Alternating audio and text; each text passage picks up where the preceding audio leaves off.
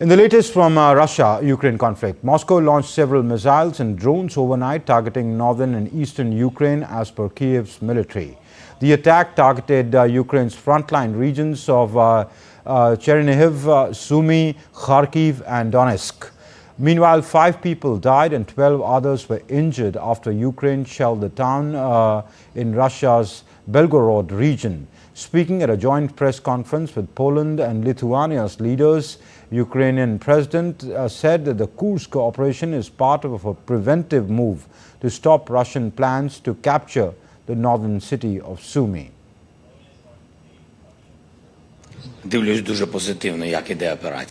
It was a preventive blow and our operation fulfilled this task. We prevented encircling of Sumy region and the desire to occupy the region's capital, the city of Sumy.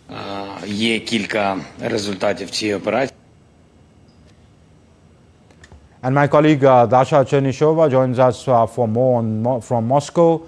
Dasha, the offensive and counter-offensive strikes continue from both sides.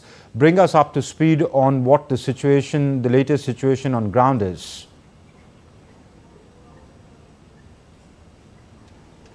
Well, indeed, we understand Moscow continues to what it says squeeze the Ukrainian troops out from its Kursk region, where this incursion has been lasting for almost 3 weeks now. The understanding at this moment, according to the latest statement by the Russian Ministry of Defense, is that the Kursk grouping of forces that has recently been established to defend the Kursk border region has received additional supplies of missiles and artillery at the request of the operative headquarters of these troops in the Kursk region. There have been the total of 29 requests, according to MOD. 17 have already been met. We also have heard that there have been no requests for additional ammunition from the Belgorod and Bryansk groupings of forces. So the process of Russia squeezing the Ukrainian troops out from the Kursk region is ongoing. We also understand that while those efforts are taking place, many residents have been forced to leave their houses and they have many concerns with regards to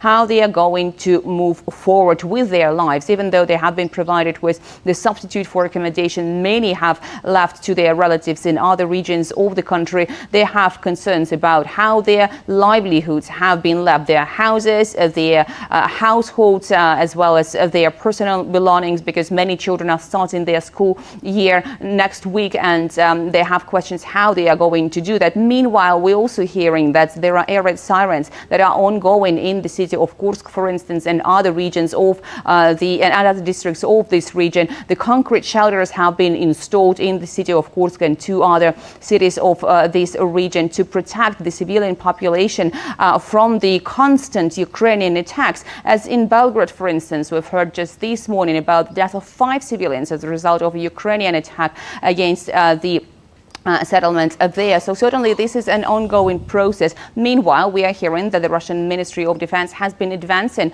on the front lines in the Donetsk direction and saying that despite this ongoing incursion, they are still making gains elsewhere in the area of what Moscow calls its special military operation in Ukraine.